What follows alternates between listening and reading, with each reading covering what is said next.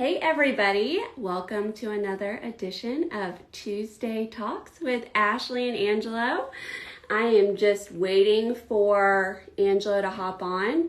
I also just noticed there's a bit of a new layout for the IG Live. So, all right, here he is.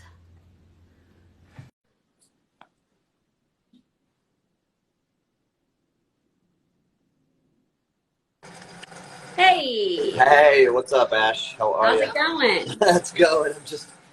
I just ran home and I'm just getting this cup of coffee ready. But I was gonna say, yeah, are you like in a waterfall? no. I'm just I wanted to at least get this thing turned on here and just pour myself some coffee. Yes. Yeah. So what's going on? How's your week? It's been good. It's crazy out there. I got Invisalign. Did you? Yes, and I have them in right now, so I have like a little bit of a list. A little bit. Okay. All right. You That's know, cool. gotta get it together, keep Right? things looking fresh. Looking fresh. Looking fresh. I hear you. Um, so today I think we're going to be talking a little bit about credit and Yep. student loans rather, Yes. and some things that you can do, To some protect your options. credit, That, from, it's very, very easy, simple things to do to protect your credit that people don't really think about. And so this is going to be a good episode for sure. yeah.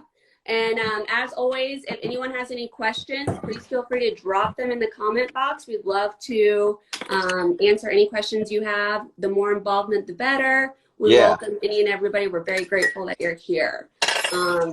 So this is Angelo's territory, this credit, because I need all the help I can get, honestly, when it comes to all this. And I feel like, there has been so many data breaches lately Yes. that I'm hearing about. And that, like, basically, if you have an account anywhere, it seems that your information has most likely been compromised. Yeah, 100%. And even if you don't think that you're on a lot of, if you have an online presence, which I'll give you a story about my mom has zero online presence, no online bank account, no online credit cards. I mean, she's got credit cards and like check. She doesn't even have a check card. She just has credit cards and checkbook. She doesn't do anything. Old school. Like, it is terrifying. Right. And she got letters from a couple of her credit card companies saying that her data was compromised somehow. We have no idea how. And the only reason that they kind of flagged it is because her name is Diane. She has two N's in her name, not one. And so they applied for credit in her name, social security number. They had everything. Where they got it, nobody knows. Wow. So it was a process. It was a very difficult process. If you've ever tried to contact the credit bureaus for anything to get something resolved, it's a nightmare. So you're definitely going to want to, tune into this, just a really easy ways to protect your credit, to not have to kind of go through this. So you're going to spare yourself hours of headaches if you don't, with these quick little things that you can do to credit. So, Yes. So I think first and foremost, I'll start young and go and kind of get old here. So Okay. if you have kids, and they get older, they have a social security number. Yes. WS Inspect. I love that because I was right about to say that. Yes. So that's awesome. You can freeze your child's credit for nobody can, if somebody applies for credit, they won't be able to see anything, because like when people have a freeze on and they forget to tell me, when I pull credit, it's like goose egg, nothing. I can't pull any information on them. And so if If you have a freeze, so you can't do anything. So you have to give them the PIN number or call the bureaus to remove that freeze. Okay. Wait, so do this for your kids? You do that for your kids, because think of how long. So your kids have, you know, I'm not sure when they get a social security number, but it's somewhat, you know, in the first couple of years they get a social, right? Because you can start saving for them. You know, so what if they get hacked and then somebody opens credit in their name or tries to, and then uses their credit to keep on doing things. And then by the time they apply for a credit card, wow, it's years and years go by. They have no idea. And it's insane. I bet it's like impossible to fix that too. It's next to impossible to fix it. Okay. So freezing is, and you know, I would do that if you don't plan on buying anything in the future, and if you have not already done it, you know, not, you know, any big, you know, big ticket items, whatever, opening any credit cards or any credit accounts, freeze. Contact the bureaus and freeze your credit. Okay. So all you have to do is just contact the credit bureau and say, I want to put a freeze. I want to put a freeze on my credit. Okay. Yep. And then nobody could apply for anything else. Nope. Nobody can apply. Not even you. So you have to contact and, you know, go through the identification process to remove the freeze. Okay. All right. So that's huge. Okay. The next thing I would recommend doing is putting a fraud alert on your credit. And so a fraud alert can be, I think if you put a fraud alert on there, it's 90 days. And then you can have an extended fraud alert for like 1 year, but you have to go through a little bit more of a process to do that, to where it's not freezing your credit, but if someone applies to credit, they have to contact you. They have to contact you and say, hey, did you apply for this credit? Whoever the company is. Whoever the company is. Let's say I went to Belk, right? Or somebody went to Belk and tried to apply for credit in my name. They'd be like, nope, they're not gonna basically approve that card until they get me on the phone. Right. To talk to me, to make sure. I feel like that's huge. And it's so easy to do.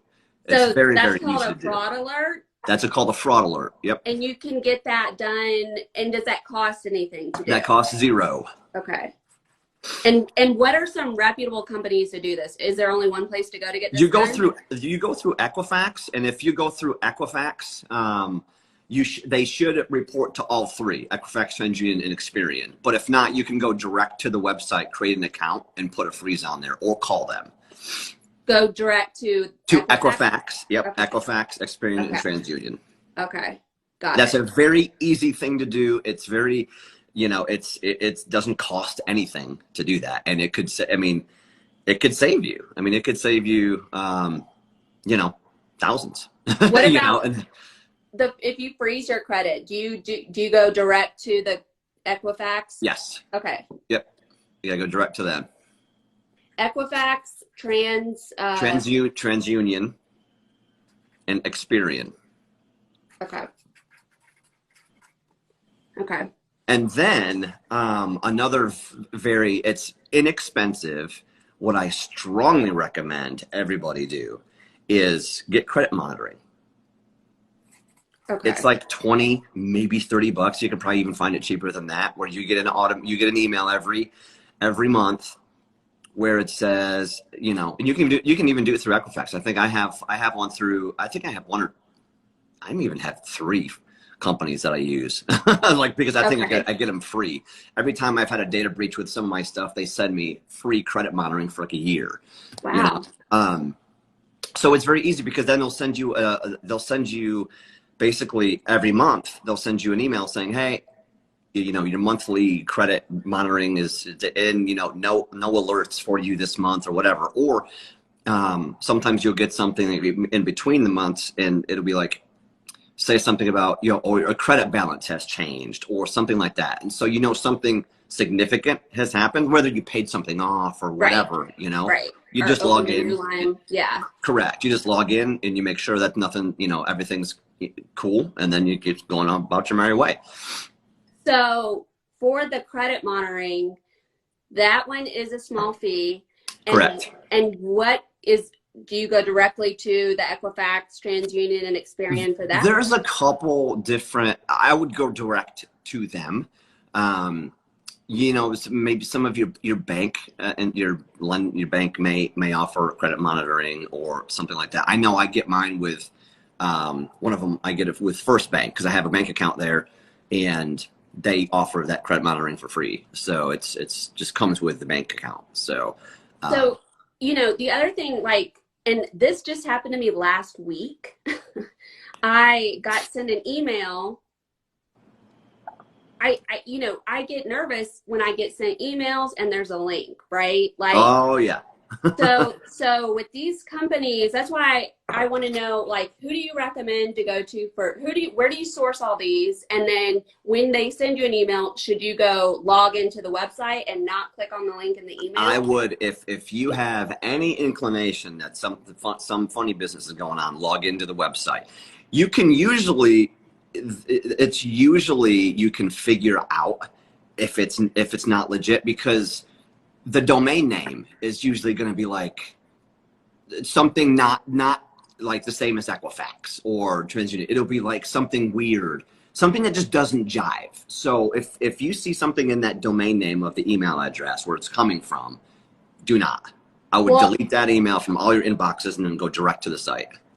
Because even like last week when I clicked on the email, it looked so legit. Like, I'm pretty careful, and it wiped. It was on my phone because I was looking at it, and it like deleted my whole like email or something, and then I like panicked. And anyways, they are. I mean, if the creators of these phishing emails, they make it look very authentic, and they're getting better. They're getting better, and they even set up like I know that they've set up basically if you click that link, it looks like the website, like let's say Wells Fargo or something like that, where you're going to, and then you put in your user ID and password, and they have it.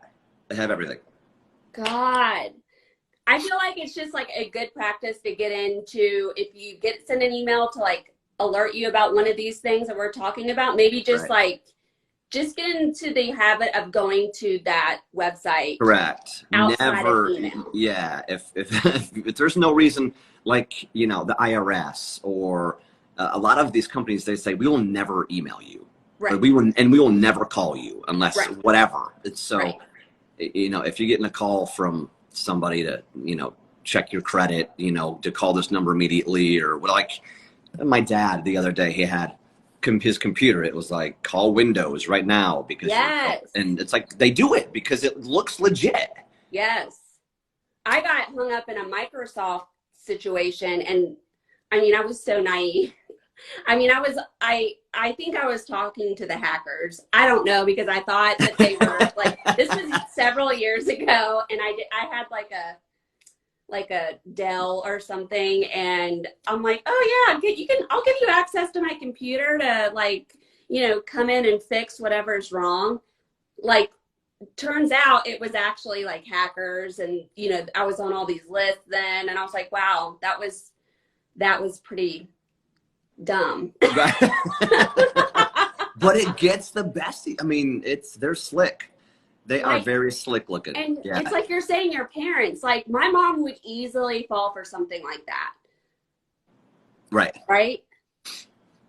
Okay. Oh, we want to hear it. Drop it anyway. Yeah, drop it. What is it? What you got? What kind of questions you got? We asked if anyone had any questions. Anything. It doesn't matter. It doesn't have to be about credit. That's right. We want to hear your questions no matter what, because we want to make sure that we're serving up our people what we need. Don't smack my hand, but I don't use credit. Is that I don't use credit. Do you do manual? Oh, I'm gonna smack your hand. Wait, what is he? Okay, so he's saying, if I understand him correctly, it's WS Inspect. He's saying that he doesn't use credit. So basically, he doesn't have a credit profile. He doesn't have a footprint. He doesn't have a credit presence whatsoever. I'm assuming like no credit cards, no car loans, no anything like that. I'm going to assume. Would that be correct, WS Inspect? I'm going to assume yes. And so he asked a question, what about, do you do manual underwriting? So manual underwriting is only certain lenders do it, where they allow, okay, 4 years now. That's right. Wow. You can have what's called non-traditional credit, which is the things that aren't normally reported to the credit bureaus. Okay. And that is car insurance. You can have, if you have like a rent go or whatever, if you're renting, if you're leasing a car or something from one of those pay-as-you-go here, they can have that put on your credit. You can have, homeowners insurance, your home, just a bunch like the stuff that you pay on like maybe a monthly or a quarterly basis, or you can have that added to your credit report, and you have to have that for a certain time period to qualify, because they're not going to have a credit score. They're not going to have a score. And when we lend, you know how important credit score is in lending. So when you don't have a score, it's hard for lenders to gauge the credit worthiness of a client, So they don't have a track record. Because they don't have a track record. Correct. So the manual underwrites are hard. I don't know currently. I may have a few lenders that do it. I haven't done it very often. It's been years since I even looked at that, because a lot of that they tightened up on that. But I may have it. If you need that, I can take a look for you, and we can talk about it. But wow, I didn't even know not using credit, not having credit was like a thing. Yeah, it's a thing. Wow. I mean, do you think eventually we'll end up to somewhere like that or something, because there are so many breaches? No. Okay. No, I don't. Yeah. Because that's basically it's credit is trying to predict the probability of a 90-day late. Years ago, I learned in a credit scoring class, the algorithms were supposed to predict when you were going to make a 90-day late, and that's how they base it. And I'm not even sure if that's still true or if they've changed the algorithm around on that. But very, very important to just make sure that you said there's dozens of us that don't have credit. Oh yeah. And I even had a prospective client tell me that they don't like banks and they have their money in precious metals, which, okay, that's fine. But I can't really verify precious metals if you don't have any receipts or invoices. So I can't. Wow. I mean, in this particular, they actually had invoices when they purchased it, and they have a statement. So they actually did the homework. How'd you know? They actually did the homework and got the invoices and kept the records. And it's a company that they use to track the precious metals. And so if it goes up or down, they could send you estimate on what that's worth. Correct. Okay. Yes. Right. Wow. That's okay. So it's possible.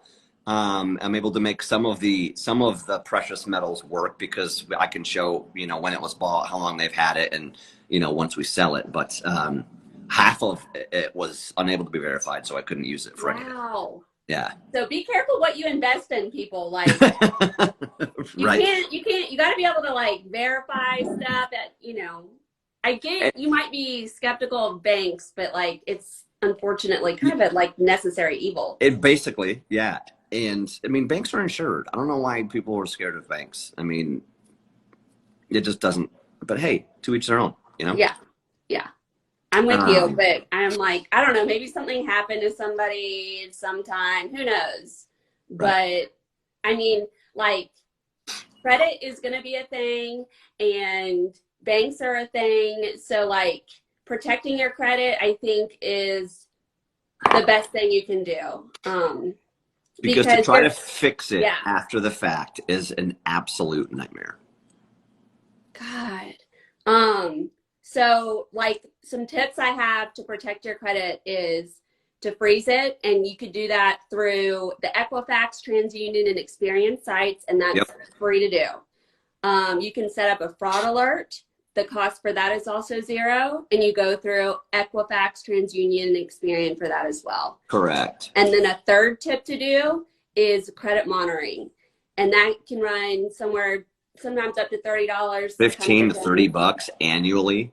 So it's very inexpensive. And you go to the websites for that as well. I would go to the main three and see if they offer it and go through them.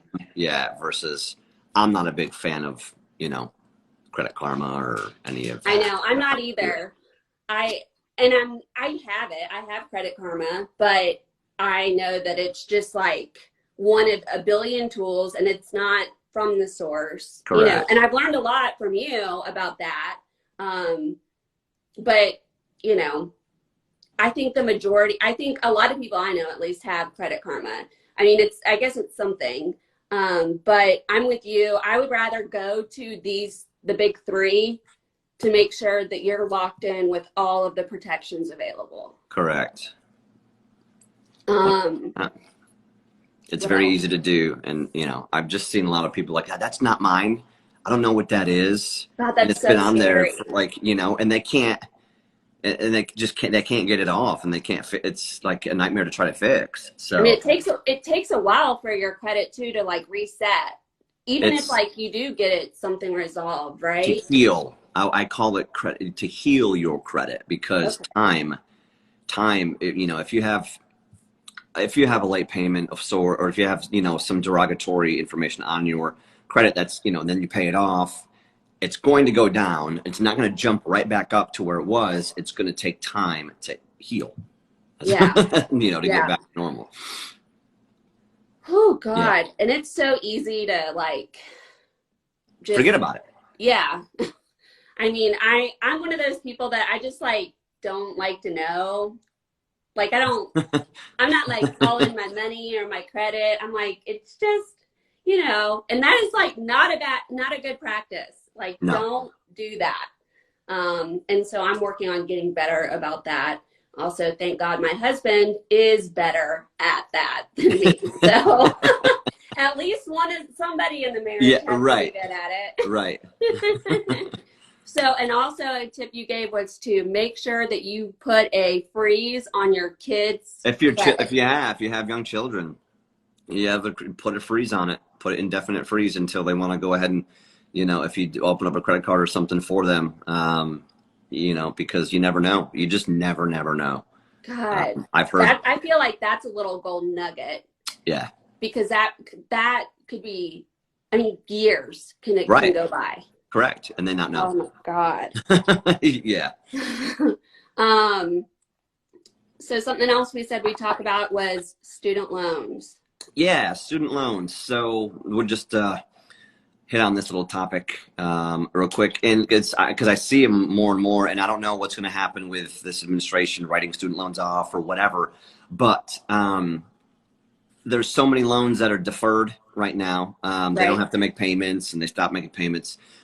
And I talk to clients all day long, that have anywhere from $10,000 to $200,000 in student loans, whatever, regardless if it's deferred. Because a lot of it's a misconception. It's like, well, I'm not making a payment on it, so we don't have to include that. Well, you're going to have to make a payment on it at some point. Yeah. And they know that. It's not going to be deferred forever. As of right now, with everything that's going on, regardless, because we don't know what's going on with the administration, but it's not going to be deferred forever. So they know that. So they're not going to exclude them. So let's say you're tight on your debt. So we have to use, depending on if we go Fannie Mae or Freddie Mac. Fannie Mae, if there's no credit score listed on the report, you have to use 1% of the balance. So on a $100,000 loan, the balance of that is $1,000 that you have to add in for the payment. Okay. Freddie Mac, if we take it Freddie Mac only requires 0.5% to use for the payment. So if we're using, if I'm trying to structure a purchase or refinance or whatever it is, and I'm tight on ratios with like Fannie, we're using like worst case scenario, then I'll flip it to a Freddie Mac, try to get an approval that way, lowering the debt ratio, because that's It's a $500 difference in payment. That's a lot. Yeah. So, and so usually and if that's we're monthly, tight, right? For the correct, monthly. correct, monthly. Yeah. So if people are, I mean, because a lot of student loans automatically went into deferment or whatever, so most people aren't paying on them. Correct. So does that hurt people right now? Okay. No, it's not but hurting you still them. have to include it still in have your to include monthly it. debt. Yeah, Okay. because they're going to start paying for it at some point. Right. It's not going to go away that we know of like right now. And even correct. And even with car loans, I see a lot of car like car loan, the installment loans for cars. There's like no payment like last couple months, and that's fine because they're not required to make a payment, but we still have to include it in the debt ratio. Okay. I think that's really good information because, and back to Biden's, $15,000 that's, been buzzing around lately as far as student loan forgiveness. Even if that does go through, I'm sure that there's going to be qualifications in order to be able to receive that forgiveness. Correct. Yeah. And on top of that, I'm going to say that it's probably going to take several months for it to be removed from your credit situation so that the banks will be like, oh, yeah, we see it now. And so, okay. Right. And keep your documentation. Anything that you have, if you have student loans, definitely keep your documentation because you're probably going to need it. Yep. Well, I think like we just, dropped some really good nuggets on like basic stuff to do to just protect you. I mean, that people don't really think about, that's so easy, and you don't have to, because you're not talking about like credit most likely with your friends. I mean, that's like kind of a faux pas, I guess, but like us being your friends, we're gonna talk about it, and these are the stuff that you need to do, and I think it's better, like Angela, the fact that you do this stuff personally, to me, that's all I need to know that I need to be doing it. Because I see it day in and day out how much credit score impacts your terms of your loan, your interest rate. So I'm like, and for years I've been just I don't want anybody screwing my credit. Like, it's going to be, and if they do that, I'm going to get notification that something happened. And I can, nip it in the bud, Yeah. Well, cool. I think this was good. Yes. You got anything else? I'm good. No, I don't. I think that's all the info. That's all the easy, quick info that I have. Awesome. Well, thanks everyone for tuning in. Yes, and thanks for the questions. Yes, please. Please keep those coming. And next week, if you have any topics that you want us to discuss next week, please, drop a comment on the post. We're going to have this on our IGTV feeds. It'll show up in our regular feed as well. So send us a DM, an email, and we appreciate you liking and commenting our IGTV stories, and make sure you're following both of us, and we'll be here next week, next Tuesday, for another edition. See you later, Ash. Have a great rest of the week, and I'm sure I'll be talking to you just a little bit later on today. That's right. I'll see you guys later. Bye-bye. Bye.